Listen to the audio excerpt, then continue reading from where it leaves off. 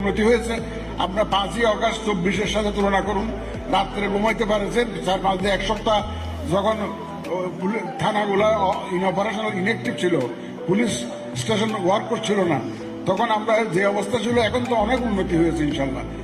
আমরা তো একটা শান্তিতে চলাফেরা করতে পারতেছি, রাস্তাঘাটে চলাফেরা করতে পারতেছি, শান্তিতে ঘুমাতে পারতেছি। তো আইনশৃঙ্খলা পরিস্থিতির অবনতি হয় নাই। আমরা গতকালকেই তো আমাদের আইন শৃঙ্খলা বাহিনীর টপ ব্রাস যারা তাদের সাথে সভা করেছি, প্রয়োজনীয় নির্দেশনা দিয়েছি।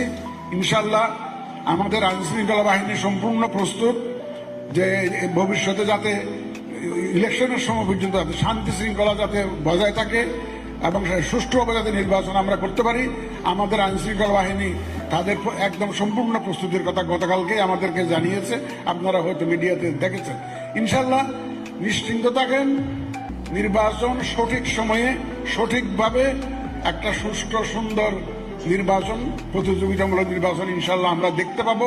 যে ওয়াদা আমরা জাতিকে দিয়েছি সেই ওয়াদা ইনশাল্লাহ পরিপালনে ইলেকশন কমিশন প্রতিজ্ঞাবদ্ধ। আপনাদের সবাইকে সাথে নিয়ে ইনশাল্লাহ আমরা একটা সুন্দর নির্বাচন